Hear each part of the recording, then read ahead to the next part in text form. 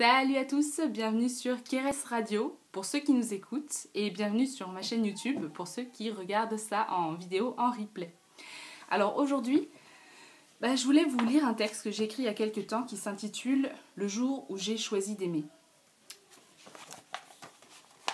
Je l'ai écrit pour un magazine et voilà, et je pensais que ça pouvait être intéressant de vous le présenter pour illustrer un petit peu les choix que j'ai pu faire par rapport à l'amour que j'ai pu accepter de mettre dans ma vie. Voilà, donc la question la plus profonde et la plus importante que j'ai été amenée à me poser au cours de ma vie est celle de savoir ce qui guidera mes pas, l'amour ou la haine. Lorsqu'on regarde autour de soi, on a parfois envie de hurler et de se renfermer sur soi-même dans un sentiment de désespoir. Rage et désespoir. Au cours de ma vie, j'ai croisé des enfants soldats, armes au poing. J'ai vu des gens arnaquer et dépouiller ceux mêmes qui essayaient de les sortir de la misère. Des chefs de village réquisitionner des frigos destinés aux campagnes de vaccination des enfants afin d'y mettre leur bière. Des dirigeants utiliser les impôts de la population pour acheter des armes et s'enrichir, tandis que la population souffrait. J'ai vu des amis s'engager dans la guerre et mourir. J'ai vu les ravages des attaques faites à la machette sur le corps d'innocents. J'ai bercé dans mes bras des bébés en train de mourir de malnutrition et de malformation. J'ai subi le racisme envers les blancs, les coups et les pierres lancés à la tête. J'ai aussi été violée. Tout ça bien avant d'avoir seulement 24 ans. J'ai appris dans mes tripes à quel point la misère, la violence et la haine nous plongent dans le désespoir et nous donnent envie de haïr le monde à notre tour. Des gens se tournant totalement vers la haine, j'en ai connu.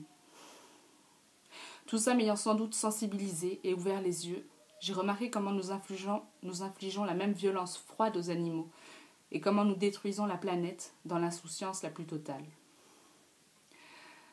Un jour, à 25 ans, à bout psychiquement, j'ai voulu que tout s'arrête. Je me sentais totalement et irrémédiablement impuissante. Et pourtant, au fond de moi, j'ai décidé qu'il y avait encore une chose que je pouvais faire. Choisir le regard que je porterais sur tout cela. J'avais constaté pendant longtemps comment le mépris ferme le cœur des gens, comment la colère des autres nous fait nous sentir mal et combien la haine est contagieuse. Comment briser ce cycle ? La seule solution qui était en mon pouvoir était de cesser de l'alimenter. Après tout, si le cercle de la haine est si puissant, c'est parce qu'on le laisse exister, qu'on le laisse avoir prise sur nous. En faisant ça, on le perpétue. En faisant vivre la haine et la colère en nous, et en le faisant savoir, on l'alimente dans le cœur des gens que nous croisons. Alors j'ai cherché à voir si je pouvais inverser le cycle à mon échelle, pour répandre la paix et l'amour plutôt que la haine et la crainte. J'ai retrouvé l'homme qui m'avait violée, je lui ai parlé en face à face pour le pardonner, et j'ai été émue par ses larmes de regret. J'ai réalisé de façon puissante à quel point le pardon est libérateur. Pour celui qui pardonne, combien ça le détache de la souffrance en lui rendant son propre pouvoir, en le plaçant au-dessus de la situation, et combien ça lui permet d'aller de l'avant et de se réinventer. Mais ça libère aussi celui ou ceux qui ont mal agi. Ça leur donne une véritable chance de changer et la motivation qui va avec. C'est ainsi qu'on crée un nouveau cycle, un cycle de paix. J'ai cherché à créer la paix à mon échelle, à pardonner les gens et moi-même de ne pas être parfait, à ne plus en vouloir au monde tel qu'il est. J'ai cherché à aimer sans condition. La seule chose qui compte, c'est qu'il y a une fibre de bonté en chaque être humain, même chez les pires bourreaux. Et cette fibre mérite de l'amour, et même nécessite de l'amour pour grandir. Voilà, je ne cherche plus à avoir de l'impact, à convaincre, à changer les choses ou les gens, car ça n'a jamais marché, et même parfois ça crée l'effet inverse de celui escompté. Ça peut vous sembler étrange, mais je suis convaincue que c'est lorsqu'on lâche prise et qu'on cesse de vouloir tout changer qu'on permet justement aux choses de bouger. Donc à 25 ans, j'ai pris la décision ferme d'amorcer le changement dans le cœur des gens par ma simple attitude pacifiste et positive à leur égard et à l'égard du monde. C'est la seule chose que je pouvais faire parce que finalement le reste dépend d'eux et j'ai appris à me détacher de ce qu'ils en faisaient. Je me suis imaginée si j'étais moi-même à côté d'une personne sereine, joyeuse, heureuse de vivre, qui m'accepte telle que je suis, sans chercher à me transformer selon ses attentes, qui m'encourage au quotidien, qui croit en ce qu'il y a de beau en moi, qui me témoigne son admiration? Est-ce que j'aurais pas le sentiment que tout m'est possible et que la vie est merveilleuse? Est-ce que vous n'auriez pas envie de devenir cette personne, de devenir meilleure chaque jour grâce à elle? Et bien justement, soyez cette personne. Inspirez ça aux autres. Vous ancrerez l'amour et la paix dans les cœurs.